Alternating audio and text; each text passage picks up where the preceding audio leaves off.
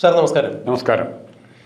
2026 നിയമസഭാ തെരഞ്ഞെടുപ്പിൽ ഇടതുപക്ഷത്തിനുണ്ടായ തോൽവിയെ തുടർന്ന് ഇടതുപക്ഷ സഹയാത്രികർ, ഇടതുപക്ഷത്തിൻ്റെ ഔദ്യോഗിക സ്ഥാനങ്ങളിൽ ഇരിക്കുന്നവർ ഇവരെല്ലാവരും തന്നെ പിണറായി വിജയനെയും എം പി ഗോവിന്ദനെയും ഒളിഞ്ഞും തെളിഞ്ഞും ആക്രമിക്കുന്ന കാഴ്ചയാണ് നമ്മൾ കണ്ടിട്ടുള്ളത്.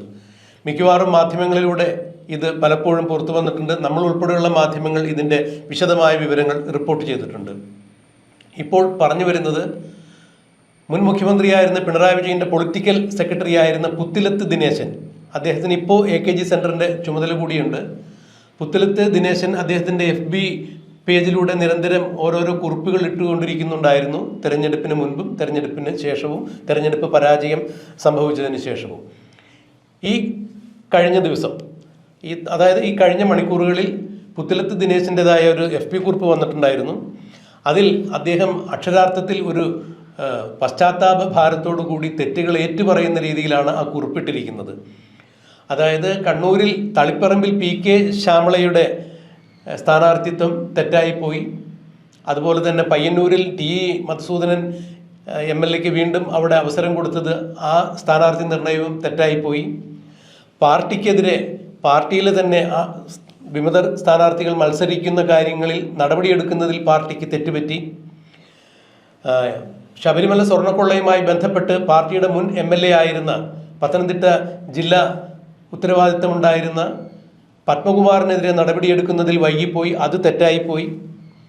LDF അല്ലാതെ മറ്റാരുണ്ട് എന്ന രീതിയിൽ കാസർഗോഡ് മുതൽ തിരുവനന്തപുരം വരെ അല്ലെങ്കിൽ പാറശാല വരെ മുഖ്യമന്ത്രി പിണറായി വിജയൻ്റെ വലിയ തല അടിച്ചു വെച്ചുകൊണ്ടുള്ള ഫ്ലെക്സിലൂടെയുള്ള പ്രചരണം, ആ ടാഗ്ലൈൻ തന്നെ തെറ്റായിപ്പോയി.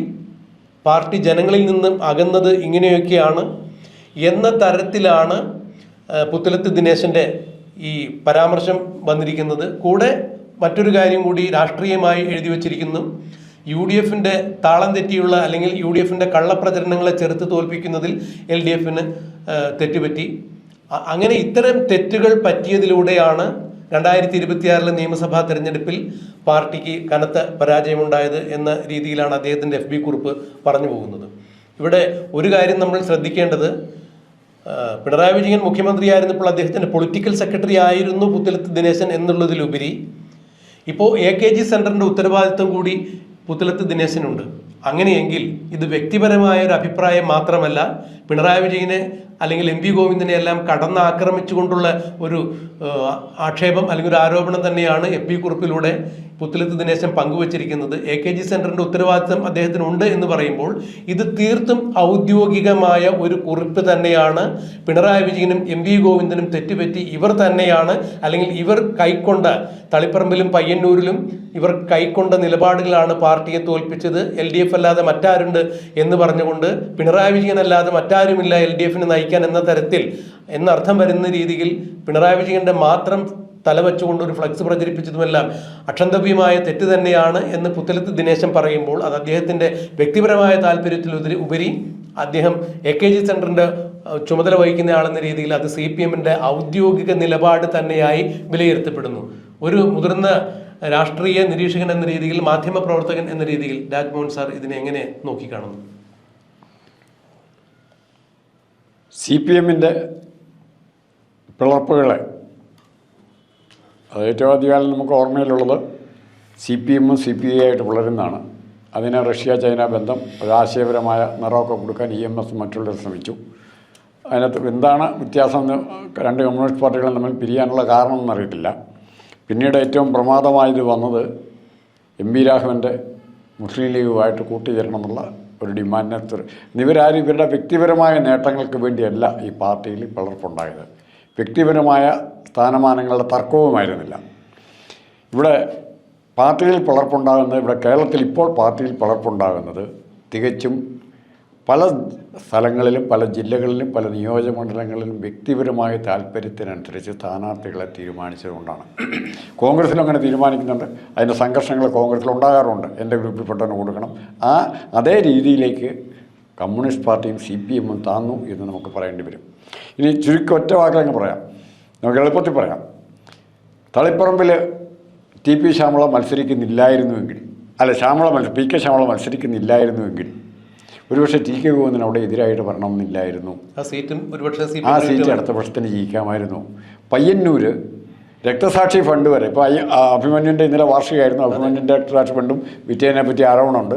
അതുപോലെ തന്നെ ഇവിടെ ഒരു ധൻരാജ് എറണാകുളം ജില്ലയിൽ ഒരു ടി മധുസൂദൻ ഇല്ലാതെ പോയതുകൊണ്ടാണ് അഭിമന്യുൻ്റെ കേസ് പുറത്തു വരാത്തത്. ഇവിടെ ധൻരാജിൻ്റെ കേസ് അവിടെ ആ രക്തസാക്ഷി ഫണ്ട് വിറ്റ് മധുസൂദനെ പയ്യന്നൂർ മത്സരിപ്പിക്കാതെ വേറെ ആരെങ്കിലും മത്സരിപ്പിച്ചിരുന്നെങ്കിൽ, ഇതിനെ പാമ്പുടി കൊല്ലം ശൈലജയെ മത്സരിപ്പിച്ചിരുന്നെങ്കിൽ പോലും പയ്യന്നൂർ സീറ്റും ചിലപ്പോൾ ഇടതുപക്ഷത്തിന് ജയിക്കാമായിരുന്നു. അങ്ങനെ ജയിക്കാൻ സാധ്യതയുള്ള പല സീറ്റുകളും നശിക്കാനുള്ള കാരണം, ഇല്ലാതാകാനുള്ള കാരണം ഇത്തരം കുറേ നേതാക്കന്മാരുടെ തൻകാര്യ തരത്തിലുള്ള പെരുമാറ്റങ്ങളാണ്. സാർ അവിടെ ഞാൻ ഇടപെട്ട് സംസാരിക്കുകയല്ല. ഈ 140 നിയമസഭാ മണ്ഡലങ്ങളിൽ നമ്മൾ ഈ ആലുവ പോലെയോ അല്ലെങ്കിൽ മറ്റേതെങ്കിലും മലപ്പുറത്ത് ഏതെങ്കിലും സീറ്റ് പോലെയല്ല ഈ പയ്യന്നൂരും തളിപ്പറമ്പും CPM എന്നുള്ളതാണ് എടുത്തു പറയുന്നത്. അമ്പലപ്പുഴ അതൊക്കെയാണ്. കാരണം CPM സംബന്ധിച്ചിടത്തോളം CPM ഉരുക്ക് കോട്ട, ചുവന്ന കോട്ട എന്നൊക്കെ പറയുന്ന സ്ഥലത്താണ് പാർട്ടിക്കെതിരെ പാർട്ടി സ്ഥാനാർത്ഥി തന്നെ മത്സരിക്കുന്ന അവസ്ഥ ഉണ്ടായത്. അപ്പോൾ പുത്തലത്ത് ദിനേശന്റെ ഈ എഴുത്തിൽ കൃത്യമായ പല കാര്യങ്ങളും ആ വരികൾക്കിടയിൽ വായിച്ചെടുക്കാൻ നമുക്ക് സാധിക്കുന്നു എന്നുള്ളതാണ്. പ്രദീപ് അത് പറയുമ്പോൾ അതിനകത്ത് മനസ്സിലാക്കേണ്ട വേറൊരു കാര്യം, പുത്തലത്ത് ദിനേശൻ ഇത് എഴുതുമ്പോൾ അന്ന് നേരത്തെയും സംഭവം അവിടെ ഉണ്ടായിരുന്നു. പക്ഷെ പുത്തലത്ത് ദിനേശനെ പോലുള്ളവർക്ക് സംസാരിക്കാനുള്ള ശക്തി നഷ്ടപ്പെട്ടവരായിരുന്നു. സ്തംഭനം ചെയ്യാന്ന് പറഞ്ഞാൽ നാവ് ബന്ധിച്ചിരുന്നു. അത് പക്ഷെ ഇന്ന് ചെറിയ സ്വാതന്ത്ര്യം കിട്ടിയപ്പോൾ അവരുടെ അഭിപ്രായങ്ങൾ പുറത്തു വരികയാണ്. നാളെ ഇതൊരു മലവെള്ളപ്പാച്ചിലായിട്ട് CPM പല കോണുകളിൽ നിന്നും വരാം. പക്ഷേ ഏറ്റവും അത്ഭുതകരമായ കാര്യം, ഏറ്റവും വേദനിപ്പിക്കുന്ന കാര്യം, ഏത് ഇടതുപക്ഷ പ്രവർത്തകനും നെഞ്ചിടിപ്പോടെ കാണേണ്ട കാര്യം, എല്ലാ സംഘടനകളിലും ചെറുപ്പക്കാരാണ് ഒരു റിവോൾട്ടിന് തയ്യാറായി മുമ്പോട്ട് വരാറ്, പ്രത്യേകിച്ച് കോൺഗ്രസിനെ പോലുള്ള സംഘടനകൾ. പക്ഷേ ഇവിടെ ദൗർഭാഗ്യവശാൽ അടിമക്കൂട്ടങ്ങളെ പോലെ മത്സരിച്ച് അടിമപ്പണി ചെയ്യാൻ മത്സരിക്കുകയാണ് ഇവിടുത്തെ മഹിളാ അസോസിയേഷനും ഇവിടുത്തെ DYFIയും ഇവിടുത്തെ SFIയും. ഈ അടിമ സ്വഭാവം ചെറുപ്പക്കാർക്ക് മാറാതെ, പാർട്ടിയിലേക്ക് പുതുതായി വരുന്ന തലമുറയ്ക്ക് അടിമ സ്വഭാവം മാറാതെ ഈ പാർട്ടി ആര് വിചാരിച്ചാലും ഇത് രക്ഷപ്പെടുമെന്ന് വിചാരിക്കണം. ഇവിടെ വേറെ ഈ പുത്തലത്ത് ദിനേശനെ സംബന്ധിച്ചിടത്തോളം അദ്ദേഹം AKG സെന്ററിന് ചുമതലയുണ്ട് എന്നുള്ളതിലുപരി അദ്ദേഹം കേന്ദ്ര കമ്മിറ്റി അംഗം കൂടിയാണ്. അപ്പോൾ കേന്ദ്ര കമ്മിറ്റി അംഗമായ ഒരാൾ, ദീർഘകാലം പിണറായി വിജയൻ്റെ പൊളിറ്റിക്കൽ സെക്രട്ടറി ആയിരുന്ന ഒരാൾ, ഇപ്പോൾ AKG സെന്ററിന് ചുമതലയുള്ള ഒരാൾ, അപ്പോൾ പാർട്ടിയിൽ തീർത്തും അപ്രസക്തനായ ഒരാളോ അല്ലെങ്കിൽ ഏതെങ്കിലും പ്രാദേശിക നേതൃത്വത്തിലെ വാക്കുകൾ കേട്ടിട്ട് പ്രവർത്തിക്കുന്ന, പോസ്റ്റ് ഒട്ടിക്കാൻ പോകുന്നതോ കൊടി പിടിക്കുന്നതോ ആയിട്ടുള്ള വെറും ഒരു സഖാവല്ല പുത്തലത്ത് ദിനേശൻ. അപ്പോൾ പുത്തലത്ത് ദിനേശൻ്റെ വാക്കുകൾക്ക് അതിൻ്റെതായ പ്രാധാന്യമുണ്ട്. തളിപ്പറമ്പിലെ സ്ഥാനാർത്ഥിത്വ നിർണയം തെറ്റി എന്ന് പറയുമ്പോൾ അതിന് കൃത്യമായി വിരൽ ചൂണ്ടുന്നത് MP ഗോവിന്ദൻ്റെ സ്വാർത്ഥ താല്പര്യങ്ങൾ സംരക്ഷിക്കുന്നതിന് പിണറായി വിജയൻ കൂട്ടുനിന്നത് അവിടെ തെറ്റുപറ്റി എന്ന് തന്നെ പിണറായി വിജയനും MP ഗോവിന്ദനും ഒരടി കൊടുക്കുന്നു. രണ്ടാമത് പറയുന്ന കാര്യമാവട്ടെ, ഈ പത്മകുമാർ ശബരിമല സ്വർണ്ണക്കൊള്ളയുമായി ബന്ധപ്പെട്ട് പത്മകുമാറിനെതിരെ നടപടിയെടുക്കുന്ന കാര്യത്തിൽ പാർട്ടിക്ക് താമസം നേരിട്ടത് വലിയ തെറ്റുപറ്റി. അത് തെരഞ്ഞെടുപ്പിന് മുൻപായിരുന്നു എങ്കിൽ തീർച്ചയായും ഇടതുപക്ഷത്തിൻ്റെ ദയനീയമായ പരാജയം ഇത്രത്തോളം വലിയൊരു നട്ടലൊടിക്കുന്ന തരത്തിൽ ഉണ്ടാകില്ലായിരുന്നു എന്നുള്ള വ്യക്തമായ സൂചനയാണ് അവിടെ നൽകുന്നത്. ഇതുപോലെ തന്നെയാണ് പിണറായി വിജയന് 3.0 ആവർത്തിച്ച് ഭരണം കിട്ടണം, LDF അല്ലാതെ മറ്റാരുണ്ട് എന്ന് പറയുമ്പോൾ പിണറായി വിജയനല്ലാതെ CPM ഇനി മറ്റാരുമില്ല നയിക്കാൻ എന്നൊരു ധാരണ വരുന്ന രീതിയിൽ ഏകാധിപത്യ സ്വഭാവം പ്രചരിപ്പിക്കുന്ന തരത്തിലുള്ള ആ ഒരു പ്രചരണോപാധി, ആ ഫ്ലെക്സ് വച്ചത് CPM നിന്നും സാധാരണക്കാരായ ജനങ്ങൾ അകന്നുപോയി വളരെ അവമതിപ്പോടുകൂടി ആ പരസ്യത്തെ ജനങ്ങൾ നോക്കിക്കണ്ടു. അതിൻ്റെ ഉത്തരവാദിയും പിണറായി വിജയൻ തന്നെയാണ് എന്ന തരത്തിലേക്ക് കാര്യങ്ങൾ മാറുന്നു. അപ്പോൾ ഇത്തരത്തിൽ സമ്പൂർണ്ണമായി തന്നെ പാർട്ടിയെ കടന്നാക്രമിച്ചുകൊണ്ട് ഈ പുത്തലത്ത് ദിനേശൻ CPM ഔദ്യോഗിക കുറിപ്പ് എന്ന രീതിയിൽ തന്നെ തൻ്റെ FB കുറിപ്പ് പുറത്തുവിടുമ്പോൾ തീർച്ചയായും രാജ്മോഹൻ സാറ് ചൂണ്ടിക്കാണിച്ചതുപോലെ CPM ഒരു പിളർപ്പിൻ്റെ വക്കിലേക്ക് പോയാലും അതിശയപ്പെടാനില്ല. കാരണം പാർട്ടിക്കുള്ളിൽ വലിയൊരു അഗ്നിപർവ്വതം പുകയുന്നുണ്ടെന്നതിന് യാതൊരു സംശയമില്ല.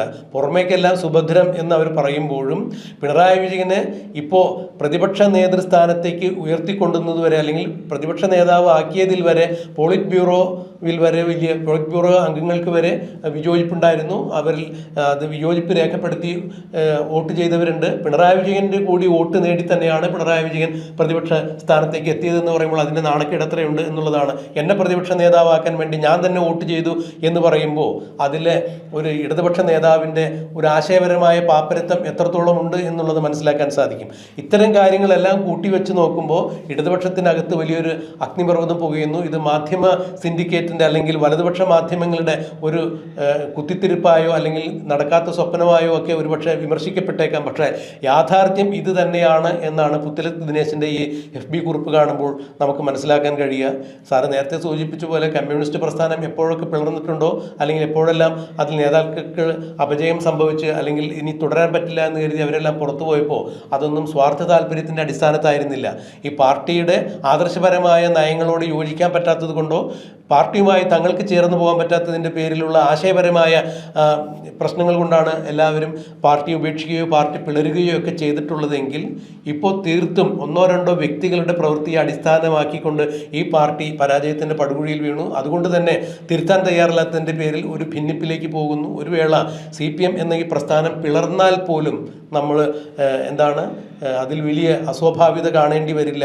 അവിടെയാണ് ഈ കുറിപ്പിൻ്റെയൊക്കെ പ്രസക്തി. എന്നാൽ അങ്ങനെയൊന്നും സംഭവിക്കുകയാണെങ്കിൽ തീർച്ചയായും അത് പിണറായിക്കോ MP ഗോവിന്ദനോ തന്നെയായിരിക്കും ഉത്തരവാദിത്തം എന്ന് ചൂണ്ടിക്കാണിക്കുന്ന ഒരു കുറിപ്പ് തന്നെയാണ് ഇതിൽ വന്നിരിക്കുന്നത്. എന്താണ് ഈ കാര്യത്തിൽ സാറിന് പറയുന്നത്?